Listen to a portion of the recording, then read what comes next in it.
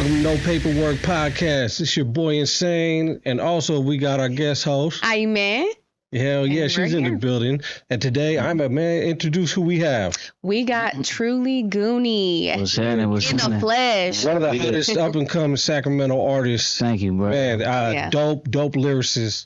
Thank you got dope songs. Man, I've been a fan of yours for a while, man. I heard a couple of songs. That's right. Appreciate it. A few songs, actually. And, man, you go, bro. You go. I think the first time we met, you actually, we left Bose, and then I was shooting a video. Yeah, your video shoot, I think it just wrapped up. You guys were supposed to pop up and, show support and be in the video, but the cameraman just left. But appreciate that, though, man. I put a lot into it. It feels good when, you know what I'm saying? People let me know that they really dissect it and really appreciate what I put in. And we were at your homie's house, and it was nothing but carnalismo, and it was welcoming, and we had a good time. I felt really welcomed over there, and my bad. I was on when I kept asking you want a drink. Orange Scar kind of analyzed. You know what I'm saying? Yeah, for sure. We open arms, man.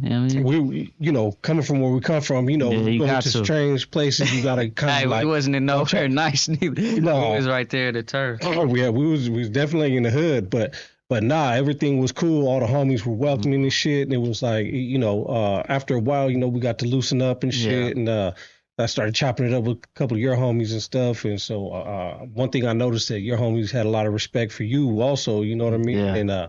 And that goes to show your character, right? That's right. Who you are when your homies can respect you. You know what I mean? Everybody there showed you love and shit. Which they should have. All my brothers, our family, Yeah. So and that was dope. So I know you've been on For the Souls podcast before. Yeah, for sure. Hey, Ayme. Yes. What was that like? On your first podcast? Man, it was dope. It was. I had an interview before, like we were saying earlier, with Rap Shack when I first came off.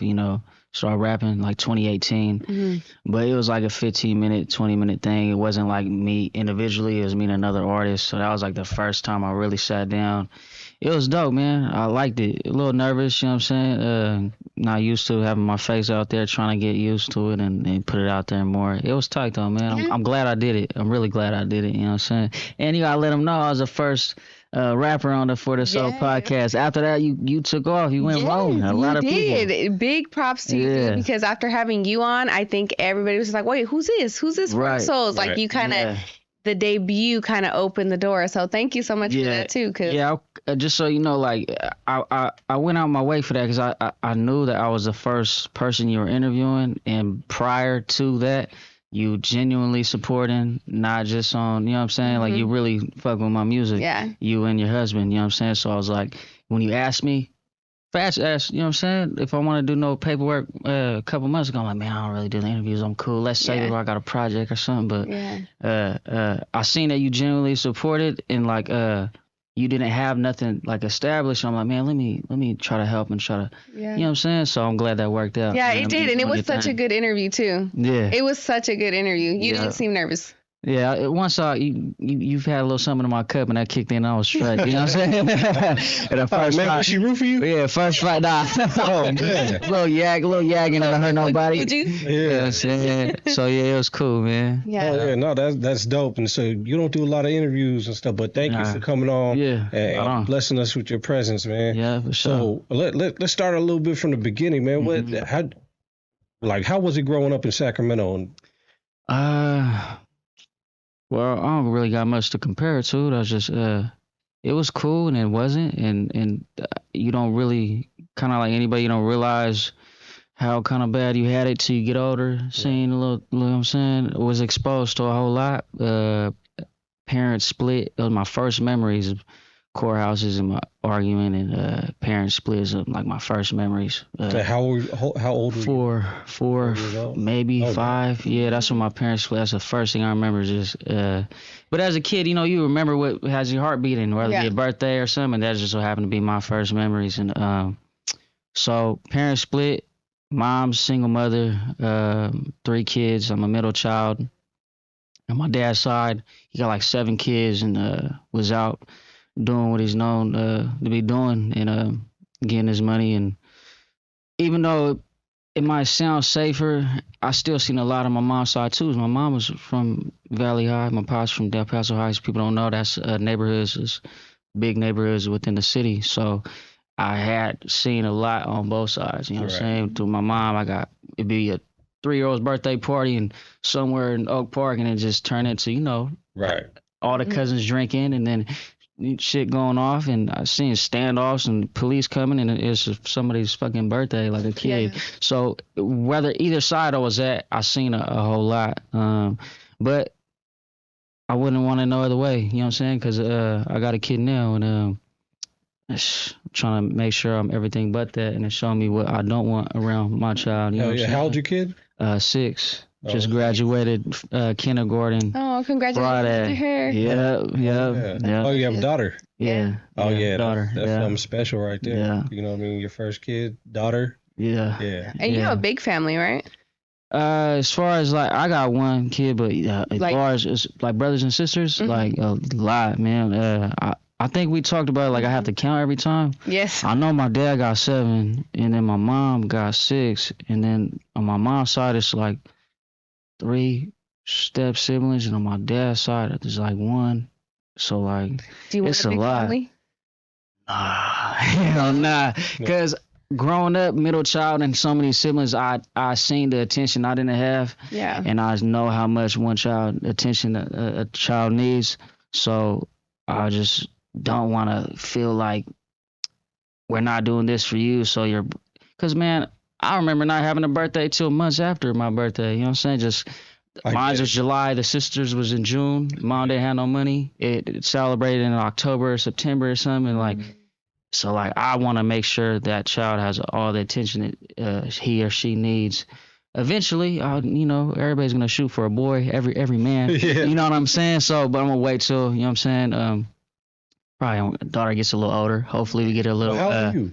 I'm 28. Oh, okay. I'm almost 30, man. Dang, you look like you. Actually, 15. I think I'm 27. I stopped counting. I mean, I ain't gonna lie. I turned 28, I think, July. Okay. So yeah, next month. Yeah. Oh yeah, shit. Happy birthday, man. Appreciate it. Yeah, Isn't it a trip how those childhood experiences shape so much about how you view life and how you want to parent? For sure. And I didn't even. It's so like weird. Like when I'm just every day living with my daughter and my family and stuff, like. I can't help but to just flashbacks. Like, you don't even want to think about yourself, but like you're seeing little things that just trigger. You know what I'm saying? And just when you have a child, it's a lot of reflecting on yourself. You know what I'm saying? So And we were just talking to Thumps last night actually about like he's having his first child, which is a daughter, and you know it's we were just talking about how much of a trip it is because now you have this little thing in your hands that you have to take care of and shit. You know what I mean? Yeah, it's your own personal human being that you have to look out for. You have to make sure it grows and nurtures. And when we were growing up, though, like I don't know about you, but for me, I was like a latchkey kid, so I was on my own. You know what I mean? I was running the streets. Yeah. So even at a young age, like I had to walk home from school and then. Hop the fence and go through the backyard and shit. You know what I mean? Yeah. Till my mom's came home. Yeah. So, but it's not like that now. You know what I mean? Like we kind of have to watch over your kids and make sure you pick them up and.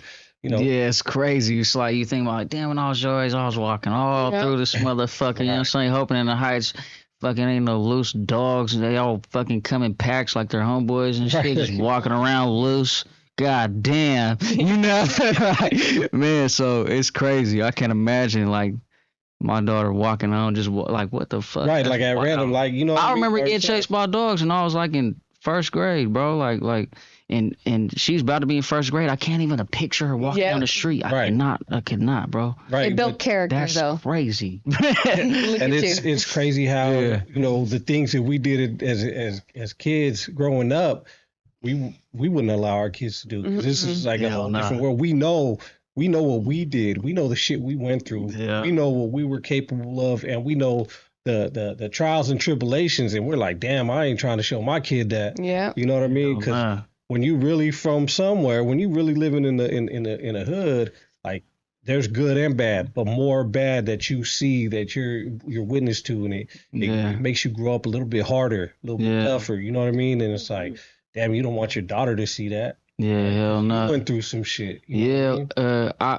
she probably really honestly like see me mad like one day, and that was a long night for me, bro. Like I felt like I failed just because I couldn't control my temper, and just because every day I'd come home and it just be yelling or something, and like I really try not to have anything like what I was grew up with. Like I feel bad saying that because my mom is a hell of a mother and my dad is a hell of a father, and I know they're gonna be watching, so it's like kind of like fuck, but y'all remember. You're breaking each generation is supposed to get better. Yeah, you know, and they compared to how they grew up, and they shit they told me is like, God damn, y'all did an amazing job. Yep. That's I can't imagine. Yeah, you know, so progression by the generation, you know.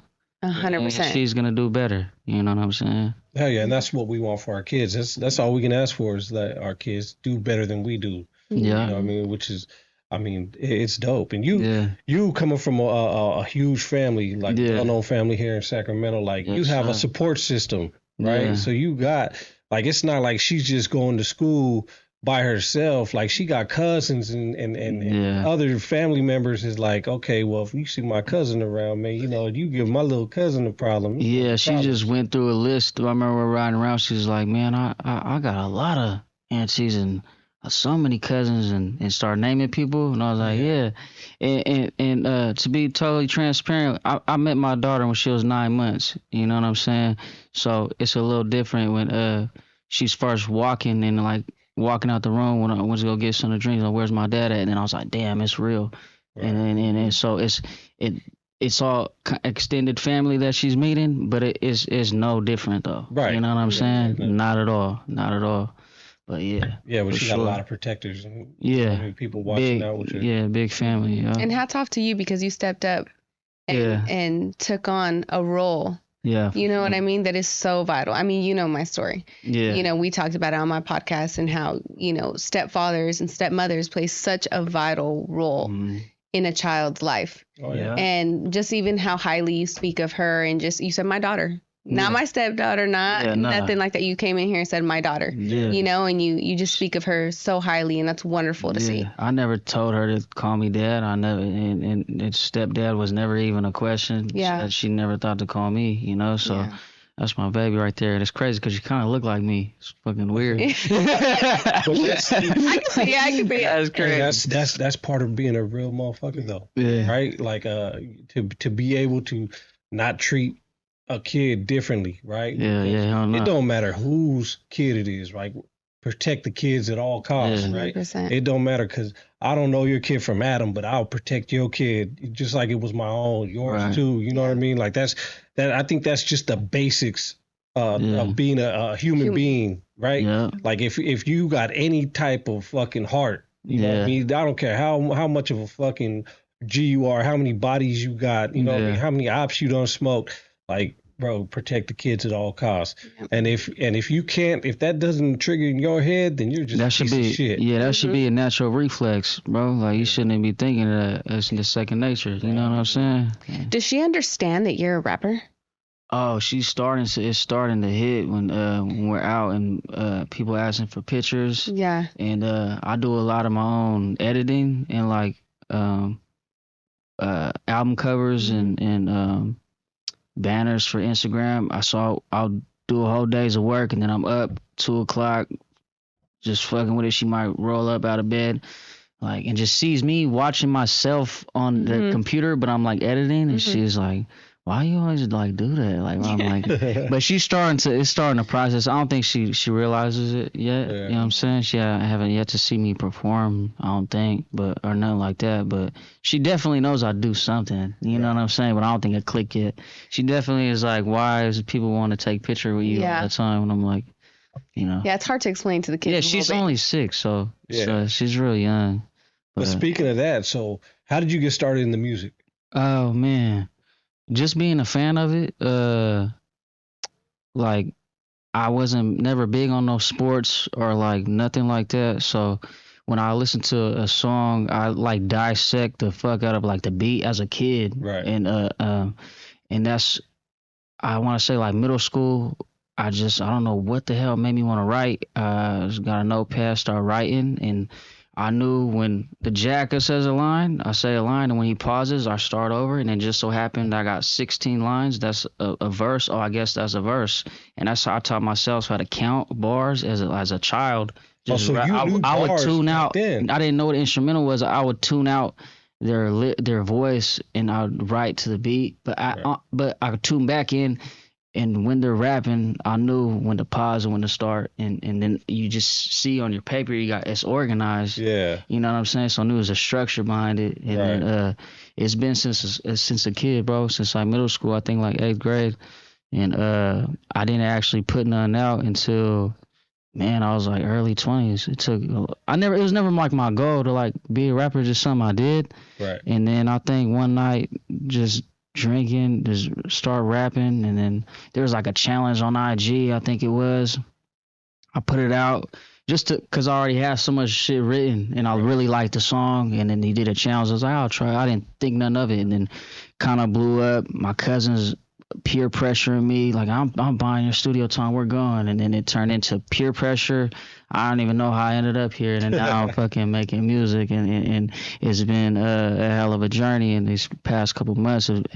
It's starting to see the fruits of my labor, you know what I'm saying? I've been doing it a long time, since like 2018, and this past couple months, I'm actually just barely, I ain't afraid to say it, barely starting to see like some monthly income off of it, and I seen a clip where I think it was Ice Cube, like, if you ain't ready to do nothing for 5 years and not get a penny from it, don't start. And it's crazy, like the timing of it, you know, I think it's already hit 5 years. It's crazy as fuck to say, but it didn't feel like, you know, inconvenient, or I didn't never let myself down, or my numbers, or I just kind of did what I wanted. I like making music. Even if I say I'll stop, like, I don't want to be a public figure, I'm not going to make music no more. I'm still subconsciously write when I'm riding around, or might try to transition into beats, and I still would have to do something aligned with music. So it just, what was the initial question, bro? I was you know, I don't do interviews, man. Yeah, how I got into it. Just really just being a fan of it, and since a kid, and just, I don't know what the hell made me want to start writing. And I think too, maybe it has to. It makes sense. A lot of people around that time in my family were rapping. I had an uncle, Uncle Santana.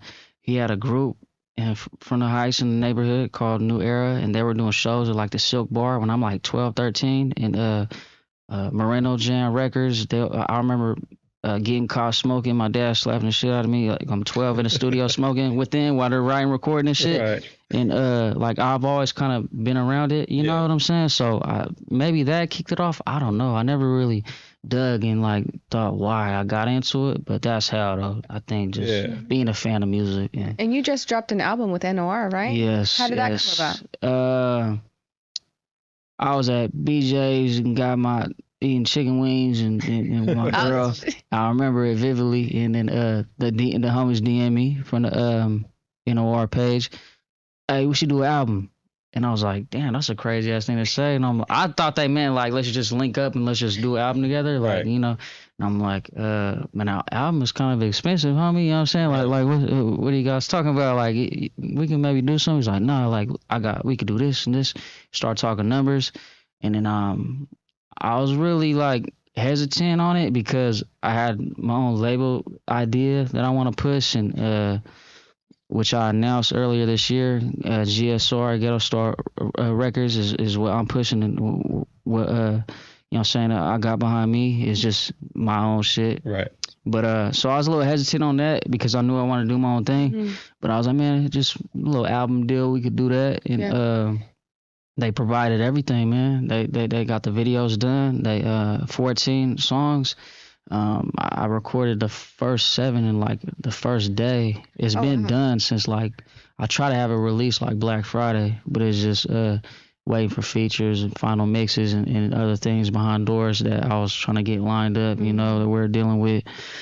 But yeah, man, I'm glad I did it. I'm getting a lot of good feedback. It's you don't really sound like none of my other music, huh? Yeah, he's like, hell no. I was just at my. I know y'all really listen. Oh yeah, to it. hell yeah, we've been fucking slapping that shit. I was just 14 songs is a lot. It sounds complete. It's 40 minutes and it sounds like an album, you know what I'm saying? Oh yeah, for sure. Yeah, I was at Mad Dog's house earlier today, and I told him I was gonna be interviewing you, and he sends his he fucks with the album. Hell yeah, that's. He's like, let him know. I was like, I'll let him know on the podcast. Yeah, and it's hard. Yeah, NOR though they really pushed the line for the homies, and they really like. They did a lot for a lot of homies out here. They did a lot, and R.I.P. to Bam. Yeah, and rest in peace. He's gonna be missed truly, but I never got to meet the homie. It's crazy. I was just talking to Cinco. I was, I ain't the type to. We were just talking about earlier before cameras was rolling. When you walk in a room, we don't display like our ties and name dropping and like that. But I was always waiting to meet him because he's like first cousins with my stepdad. Oh, damn. Yeah, so it's like I always knew that, but it's like, man, like it's crazy. Like your cousin is like my dad. I've known him since I was like 9 years old. You know what I'm saying? They've been in my life, still in my life to this day, type shit. But yeah, man, rest in peace, Bam. And I appreciate NOR to the fullest, man. I know they watching, and album's out and it's doing well. I think it's only been released like 2 days, and they already dropped the second video. I dropped the video today, 1, 2 out now. You know what I'm saying? Yours Truly is the name of the album. 14 unreleased tracks, man. It's good quality music. There's some on there for everybody. From like I said in my post, there's some get money shit. There's some hot shit for the young lives. There's a song talking directly to a female. There's just a wide variety of it. It's really an album. It sounds really proud of that. You know what I'm saying? Yeah, you're like an artist that has a lot of variety too. Yeah. You're not just one track minded. You're not talking about Killer Hop every song and shit. You know what I mean? Yeah, I can't do that. There was recently somebody that did a challenge that was like, oh, if you do a song without killing the Hop. NorCal Next. I almost did it, but my schedule was like, man, that's like I got hella songs like that. But I just didn't get around to it.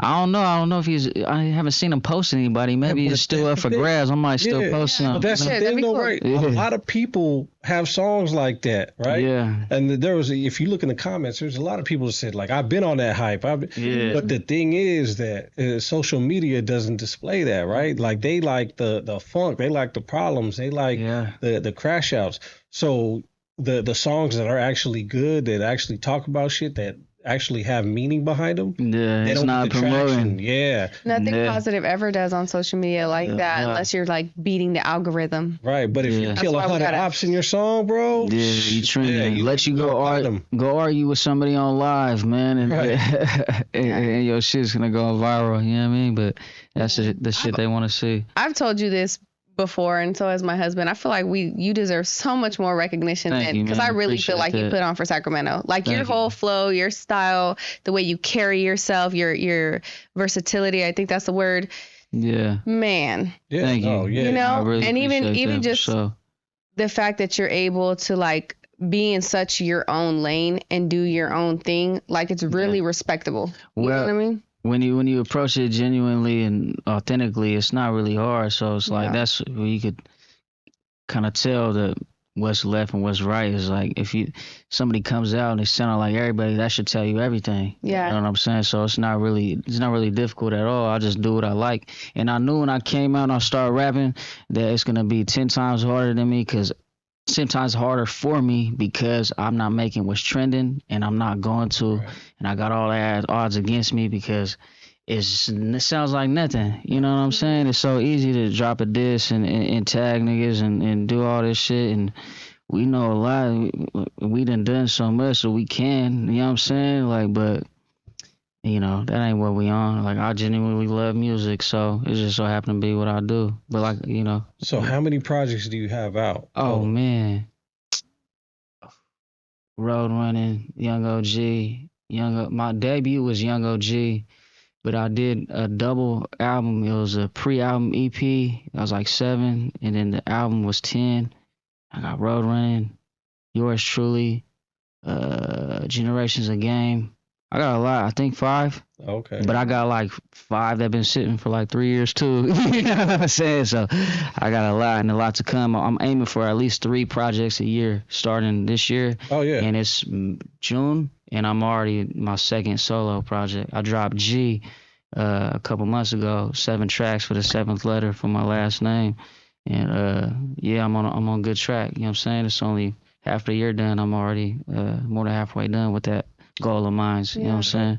Consistency is a key, man. Like, and that's how you're gonna win, and that's how you're gonna beat the algorithm. That's how you're gonna beat the op killing songs, right? It's by being consistent. You know what I mean? To dropping videos, having your visuals together and stuff, and hell yeah, with you pushing your label and shit, you're in control now. You know what I mean? Yeah. So it's up to you to just keep pushing and putting, you know, getting your voice heard. Yeah. So the more you push, and if there's anything we could do to help you out, no, for sure. Appreciate that. How was it like to create your own label? It's cool. It's since I started rapping, I always knew I wanted to do it, and once I got the logo and all that, kind of just pushed it off. But I'm real glad I did it, and really it was just a statement for me. I wanted to make. I just didn't want to feel or people to think I was accessible, because I had a lot of people reaching out, like they got a group that died down, they're trying to revive, or they're just trying to do this deal, or they got an album they got a label they want to start, and they want me to be the face of it, and I'll fly you out. And I'm like, man, I kind of want to be known as my own thing, you know what I'm saying? And started my own YouTube and just looking at people I looked up to, not even knowing nothing. Looked at Burner's YouTube. How does he put the title of Burner's this official music video with the quotes, and looked at how AWAX, when you go down his YouTube, he got his banner of his logo of his name and all his thumbnails. So I'm taking little pieces, kind of like when you coming up on some street shit, taking some shit you liked your aunt doing, but you didn't like what he did here. And then so with the rap, just kind of trying to find my way in that same sense. You know what I'm saying? And I just always wanted to have my own. Even if I collab or sign with somebody, like I'll be that plus this. Yeah. Plus some shit I built on my own. That's you know what I'm saying? Oh yeah. So yeah, it's cool. You spoke on people you looked up to. Burner, AWAX. Those are a couple people you looked up to. Who else did you look up to in the rap game? Man, there's so many, bro. And like Fats was saying, how my music kind of sounds like G-Funk, like LA. Is definitely like my first memories, along with that other shit, is music, being in the back seat. My dad was heavy on the East Siders. Oh yeah, East Siders is dope. Mad Dog, I had conversations with him. Like one of my bro, I told him, like, I was like 5 years old listening to that shit, him and Looney. And you know, when I knew I shouldn't be listening to this. The whole song got moans throughout the whole fucking I'm a gangster, bitch. I told him, I was like, bro, when I was listening to your shit, I knew I shouldn't have been listening to that shit. I knew it. I felt like I was watching a rated R movie. My mom forgot to cover my eyes, nigga. Right, I shouldn't have been listening to that shit. But people like Mad Dog and East Siders Heavy, Sugar Free's one of my favorite artists. Oh yeah. Man, there's so many. My bitch. Yeah, my mind's going blank, bro. But it's so many, bro. It's so many. So like that old school shit, that funk shit. I feel like early 2000s Sacramento, like, is like what my music reminds me of, and I think it's just because it's just so I naturally select those type of beats and got that flow. That's what I listen to still to this day, like riding around. Jacket too, and Jack heavy. Like, I learned how to write bars listening to Tear Gas, and I remember going into Dimples and buying that CD. You know what I'm saying, with my money. Right. Like, you know what I'm saying. Like, that was like in 2009 when that dropped.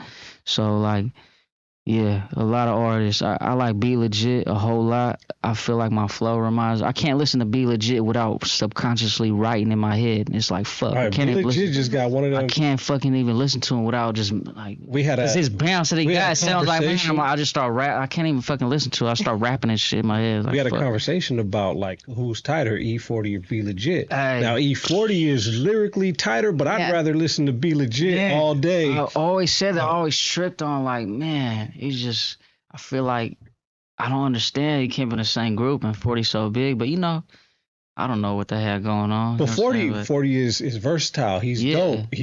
I'm not taking nothing from him. But if I have a 40 album and a Be Legit album, and I'm taking it on a road trip, I'm popping in that Be Legit first. Yeah. And I'm listening to that shit the whole way through. Yeah. Maybe I'll listen to another song, from 40 here and there. Yeah. But it got Be Legit featured. Yeah. You know what I'm saying? So, but man, shout out 40. We don't mean nothing by this, bro. Right. Yeah. It ain't no disrespect to 40, but I'm pretty sure 40 will probably rather listen to Be Legit than his own shit too. Yeah. You know what I mean? Like, because he knows that's like his brother too. Yeah. So that's where you kind of get your style from, because he's got like he's monotone and he's just like on style, but it's fucking dope. Mm-hmm. Yeah, I feel like I don't think I adopted a style from any other artist. I just went in there and did what I thought was natural, but maybe I did subconsciously, because I could hear Bila a lot when I listen to Bila. It sounds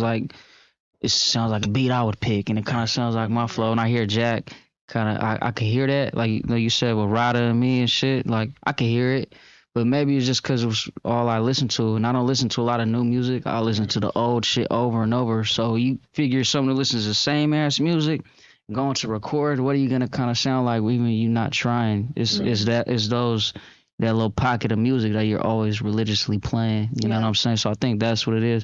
I never went and I want to take his. I never listened to nothing and be like, oh, I want to sound like that. You know what I'm saying? But it's just you were inspired. If you listen to something over and over, just like you know what I'm saying? It makes sense. If you live in Mexico for a couple of years, you're gonna come out with an accent. You know what I mean? For real. And that's hella funny. People do that shit. They come back and stuff like, man, who are you, bro? Right. It's just natural, right? You know what I mean? So you naturally adopt who you listen to. Yeah. So it's like I think that's what happened naturally. You gotta be careful who you listen to, because you start listening to a whole bunch of Taylor Swift, you're gonna start making love songs sounding like Taylor Swift though. Well, we all appreciate who you've been listening to and who has inspired you, because it's refreshing. Right. It's cool. Yeah. Oh yeah, and that's one thing about you. Like, you're not trying to sound like EBK J-Bo like everybody else. You're not trying to sound like Mozzie like everybody else. You know what I mean? Like, you can hear those influences in people's raps and people's music, and it's the same shit. They pick the same. Oh, I want an EBK J-Bo beat. Oh, I want a Mozzie beat. You know what I mean? And it's a trip. How many people? It's like a lot of people. It's like, damn, whoa. You too? They got you, huh? I think why would you want to sound like everything right now? I think because it shows that hardness. I don't know, that exterior hardness. But I personally, right, when I think of the Jack, when I think of your flow, there's something about a smooth G that it's more credible to me. Like, I interpret that more credible. When I hear someone that really don't got to do too much, right, the first thing I think is they probably could if they wanted to, but they don't even got to show it like that. You know what I mean? There's something just smooth about it. Right. And that's how I feel like when I would hear the Jacka sing or whatever, it's just real smooth. It's real subtle. It ain't loud, Yeah. No, and that's like this style, like, because the louder you are, the more crazier you get. You probably not really that hard in life. You know what I mean? Like, you're probably just doing that to try to intimidate and shit. But the more mellow you are, the more okay, that motherfucker right there, he probably a killer right there. Yeah, there's curiousness and calmness. Yeah. You know what I mean? When I see someone calm, I'm like, Yeah. When I start hearing Fats talk in a soft voice, I'm like, oh shit. He whispers. Like, you do that too. You be talking calm and just. We don't try, huh, Fats? It's just come out like that effortlessly. That's right. Yeah. So what's next for you besides your own label and shit? Like, where do you see yourself in the next 5 years in the music game? Doing everything I'm doing in a higher capacity, trying to get out of my shell, and I never bought a feature. I've always wanted to see how far I could get without purchasing a feature. Right. But coming to the understanding it's a business and it's an investment. So I'll probably be open to you guys seeing some larger features. I definitely want to do some shows. I just got off the phone yesterday. I might be in Tulare County, September, trying to line that up. Yep. But as far as this, I never done one in Sac because I had plenty of opportunities, plenty that I turned down because I want my first Sacramento show to be a headline. It's just personal goal of mine. Don't take it offense. So I turned down a lot of shows this year for the people that's watching and always asking when I'm going to do a show. I turned down a lot because I wasn't headlining my big-headed ass, you know. But it's just a personal goal of mine. So I'm trying to line that up to have that probably happen this year. Just everything I'm doing now at a higher capacity. Bigger stages, bigger features, more money, a whole lot of more money. Hell yeah. You know, in an elegant fashion way, you know what I'm saying? In an elegant thug fashion, all in the same motion, you know? There's nothing wrong with having goals, though. And there's nothing wrong with standing your ground, right? There's nothing wrong with telling motherfuckers like, well, if I'm not headlining, I ain't gonna. That's your own personal goal, and it's not being big-headed or nothing. It's not to take nothing away from nobody. That's just your own personal goal. So, hey, man, if that's what you got to do, hey, that's what, you know what I mean? That's your goal. That's what you want. Can't nobody tell you shit. And I fuck with that integrity right there. Hell yeah. That's and it's like, that's man, it's to your craft. It sucks because it'd be like, man, I got this album. It'd be good. Like, look, go out there, fuck with the homies. And it's like, damn, but it's hard to say no, but I'm sticking to my guns, and I'm not gonna do a show in Sacramento unless I headline. You know what I'm saying? And that's the goal for this year. And yeah. What's been the biggest hurdle doing music? Or being in this space? Not necessarily music, but it could be anything in this space. Trying to put my life out there and be transparent without getting anybody in trouble or myself. Yeah. Avoiding interviews because of the way a lot of these interviewers be talking, and wanting my cousins, the people I really want in my videos, I can't have in them. Yeah. You know what I'm saying?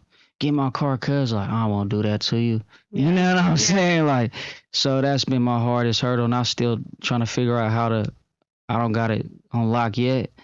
Just trying to represent my square, my people in a fashion where I should be and to be proud of, but not trying to get nobody in trouble at the same time, because, you know, they labeled my family gang in the 80s. Before it was headlines, it was newspapers. Yeah. You know what I'm saying? So, and before news clips, it was newspapers and shit.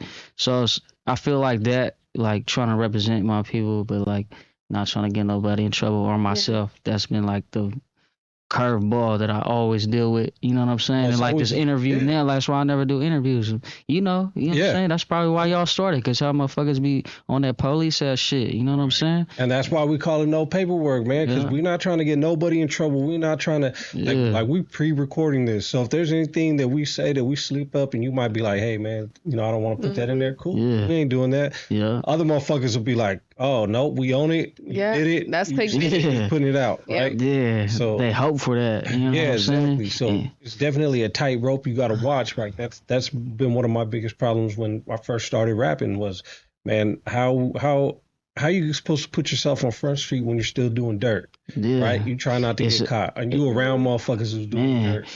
And you not trying to get no one in trouble, but you got to be in the limelight because you got to push your shit. And it's easy for like some people to talk about all the shit that they did. It's like you did your time.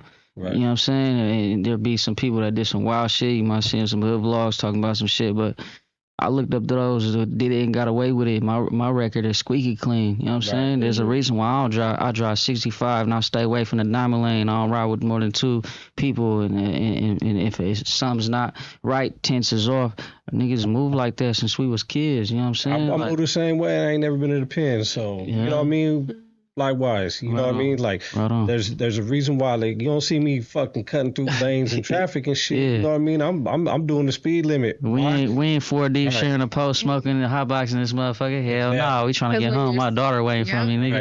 Right. You know what I'm saying? You don't put a target on your back. Yeah, exactly. And we're talking about that too. Like, the reason I ain't got no face tattoos or tattoos all over the place when I was younger is because fucking the older homie told me don't do that because it's like a thumbprint. Because motherfucker can identify you, like, who was that? Oh, that's that dude with the spider on his fucking eye. You know what I mean? Like, like it's just an identification mark. So if you really live in that life, you're trying to get away with it. Yeah. But if you really live in that life and you blast it up, like, Yeah, you going somewhere for sure. I told myself all my next tattoos is gonna be elbow. But I don't got a whole lot. I got this when I was a kid. Got the G for the last name and shit, or the label, Ghetto Star Records. I got the label on me and shit.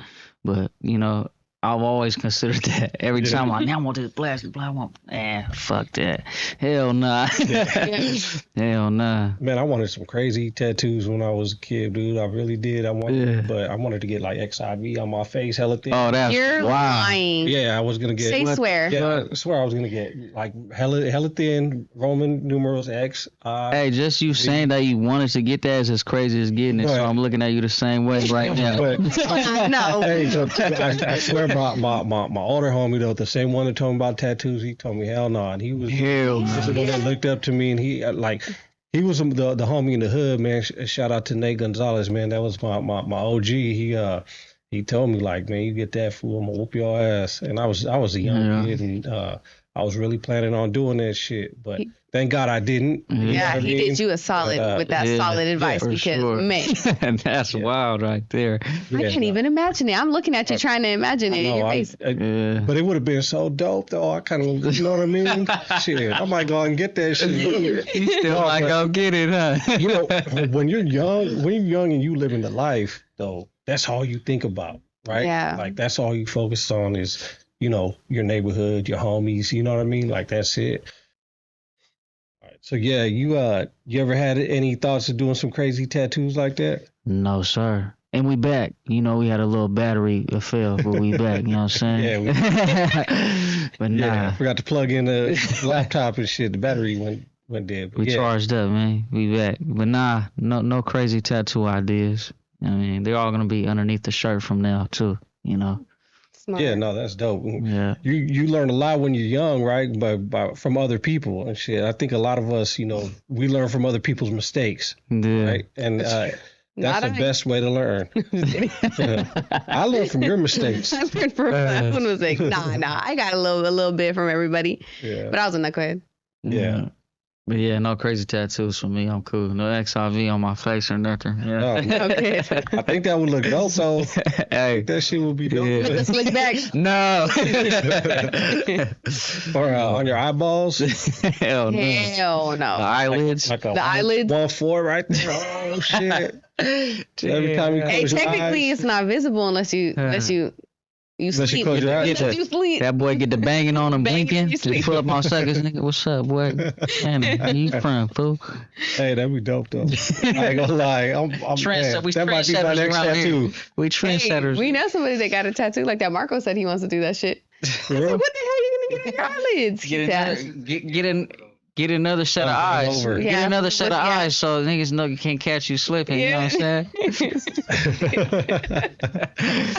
Oh, shit. But if you but that'd be dope to get game over in your eyes and shit. And then when you actually do die and you're in your casket, That's fine. Like game over. it's like Blood In, Blood Out. He had "fuck the world" on his lip. Hey, Weddle, fuck the world. Remember? No, That shit was funny as hell. Open your eyes, Vato. Remember that tattoo? That's a pie face. What's that? American Me. American Me. Oh yeah, he got the tattoo like a motherfucker. Yeah. He got the needle. Put the needle in. He got the needle in him. For sure. He did. For sure. Yeah. Hell Speaking of back to you, how does your girl feel about you doing the music?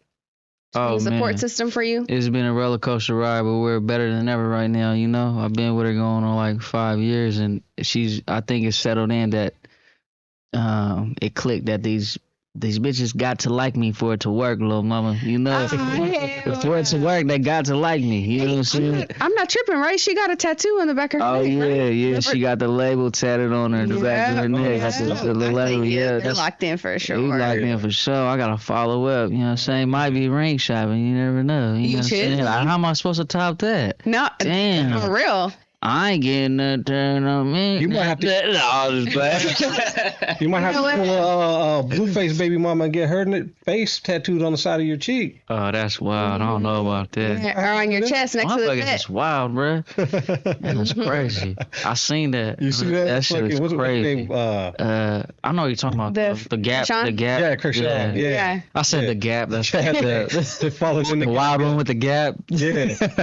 No, but she had that dude fade blue face. She didn't want to fix that Hey, shit that's at all. next level crazy, babe. I ride for you, but I don't know if I ever do some shit like that. Yeah, that's crazy. I wouldn't want my girl to do that. He Like, want my my girl nigga hella back in his pretty. neck. He ain't gonna fuck up your face like that. Not the face. When I look I at- get his face on me, but not right here. Not right here. Nah. You wouldn't put his face on your face? Fuck no. Fuck no. That's wild. No. When I look at my girl, I don't want to look at me. What the hell? I want to look But at then my when you girl. go- hey, I never thought of it that way, but for real. Oh, looking at And when me you and shit. when you go to the bathroom, man, you always got your girl with you. You know, you look in the mirror. You know what I mean? You never need no mirror. You just look at yourself. Yeah, I look good. Yeah. Yeah. Yeah. I'm watching you. Yeah. Oh, for real. Hey, fucker. Yeah, You're that's not. funny. Yeah. No, but A that's, reminder. hey, for her having the logo tattooed on it, that's tight. That's dedication. That's tight. That's That's my solid. number one supporter right there, man. Hell yeah. Hell yeah. Man, Get all cleaned up. congratulations to you for that. You know what I mean? Yeah. And that's a real one. So if you do pop the question, you know, invite us to the wedding. Yeah. Yeah, for sure. Yeah, for yeah. sure. Hell yeah. We'll get you a no paperwork T-shirt for a wedding gift. Yeah, I'm gonna get me a free. I'm gonna get me a free Goonie performance at my wedding. Yeah. Hey, that might be the first time you headline in Sacramento, so then you can At break my that. wedding. Yeah. There you go. There you go. What a Falls good into treat. place. Yeah, hell yeah. You headline at your own wedding, dude. Then you can start doing shows everywhere else because you Yeah. actually you accomplished your goal. Yeah. You were a headliner. There you go. That's a good idea, right? I gotta jot that down, man. Yeah, that's what you're doing. We speaking it. You manifesting it. Right now. Manifesting, yeah. Yeah. That's the word. Yeah. Yeah. Well, that's cool. I hope to Yeah. see that in the near future, Yeah. sooner than later. Yeah. Got a solid one, man. They're hard to find. Oh, they are. So what's your go-to routine when you go to the studio, man? Do you write or do you freestyle? Like, how do you do it? Do you write in your phone? Do you have raps already written, or do you go in the studio and vibe? All of that. It depends. The first couple years, I would only write when I got to the studio because I didn't know what the beat looked like. I never like beat shopped and had a hella beats in my phone. Right. I fucked with this one producer who'd be like, I'll just cook something for you. And I'll dope. pull up and then I'd write by the time he's done with his beat. I'll be writing to nothing but a drum and a hi-hat while he's building the beat. And then by the time he's done, I'll have my raps written. But then but that too, the other shit too, you know, I write just on free time and just I don't be watching no sports or nothing. I'll write and to turn the world off, you know, I'll always turn the alcohol. I don't smoke, so I do music to escape kind of. So I'll have a lot written. So sometimes I'll pull it with some pre-written if it matches the tempo of the beat. I do it all. Oh yeah, You know what I'm that's dope. But Yeah. who's your go-to producer? There's so many dope producers, man. Herminator produced a lot of my early work. That's dope. Yeah, he really formed my sound. And when I met him, I told him what I said. He's like, so what am I making? Because he was making all types of variety of beats from like other artists that wasn't on that funk shit. And I was like, man, put DJ Quick, Sugar Free, and like Messy Marv and Jack and a Gangsta Gumbo, and then come back and holler at me. You know what I'm saying? And then so he did that. So it's like it's G-Funk, but it's mobbed out. At the Right. same time, it's like he like created my sound, you know what I'm saying? So shout out Herm. There's this other producer who's done a lot for me. We got a project coming, Game Exchange, probably the end of this year. My boy Mad Hatter. Okay.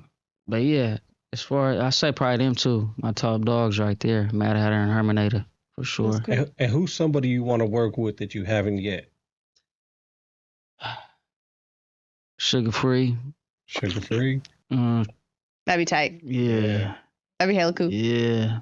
Can't let my girl go to that studio session. You know. There's a lot, man. Burner. I think Burner and you would be a dope collab. Yeah. Yeah. There's a lot of people because I don't do a lot of collabs. Right. Because I don't think when I'm doing music, gotta get this dude and use him for his crowd. I literally just do it because it's automatic for me, so I don't think to collab. Right. So it's like not hopefully nobody feels no type of way like they don't see me do a lot of collabs. It's not that I don't fuck with people. It's just I just do it just so religiously. I'm on for years. I don't do it for no clout or nothing. Right. I don't care if my music video doesn't do no views. My music videos to me is just a commercial to keep my face lit while I'm selling these features and doing my merch and doing the shows and whatever I'm doing. Right. I don't even trip off that shit. You know what I'm saying? So, but as a sensitive kid, you know, I gotta get Sugar Free on a song. Let Her Get Burner on one. I want to do a single with the homie. Man, my mind's gonna blank. Who is that dude? Be all Mac Dre shit, just in the back yelling. Like doing all his ad libs and shit. You remember, cuz? Nah.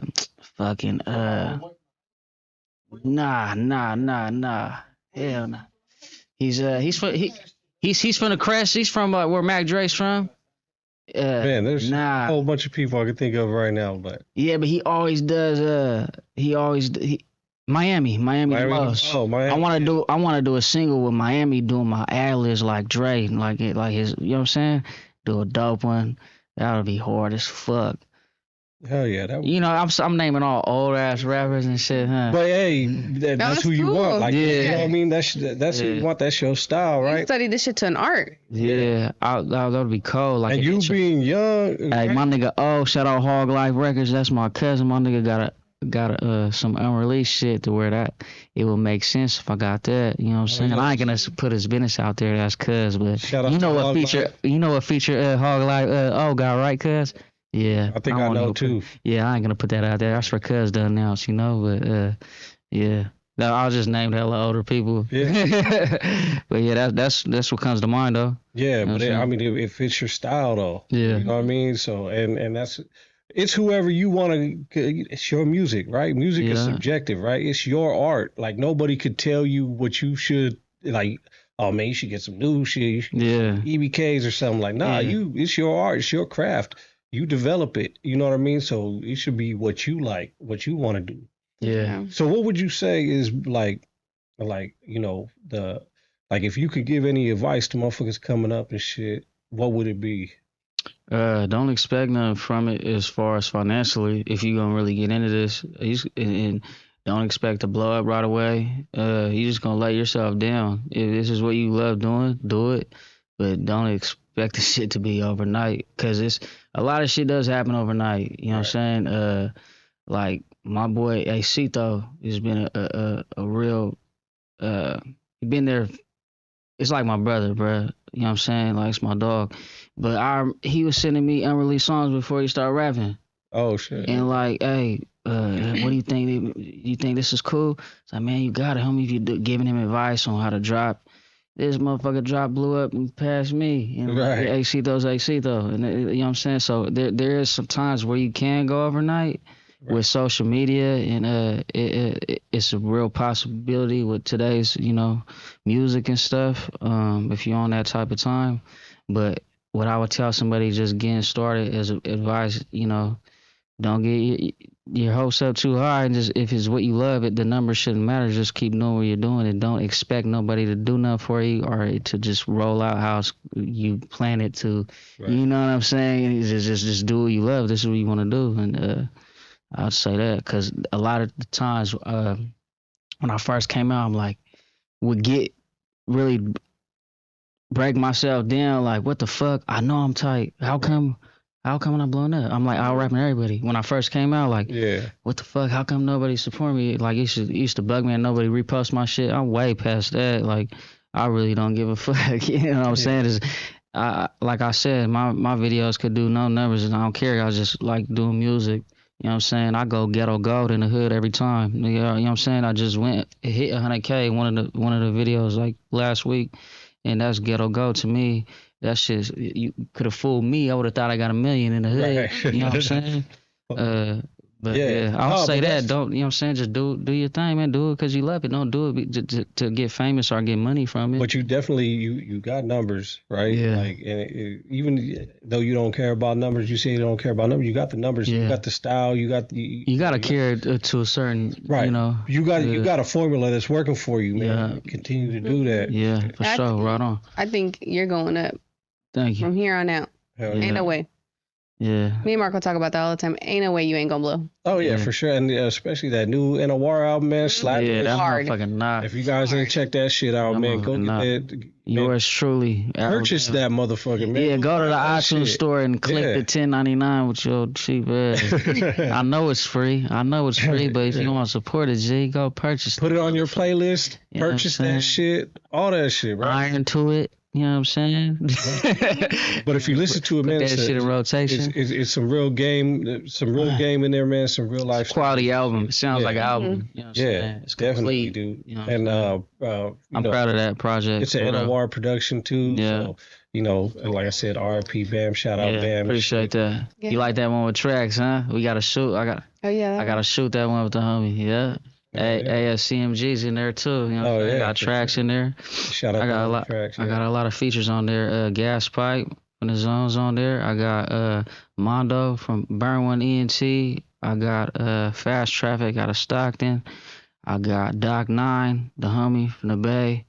I got man, my mind's gonna blank. It's a lot. It's a lot. I know I'm missing somebody. My bad. Yeah, but it's dope. 14 tracks. 40 minutes. Hell yeah. Go check out that album. Anything else you want to add to us before we... Man, appreciate y'all, man. Because like I said, I avoided interviews because they be on some old police ass shit and they be on clickbait shit and they be on... most of the time, the interviewers ain't even making music or street individuals. It be civilians just talking about some crazy ass shit.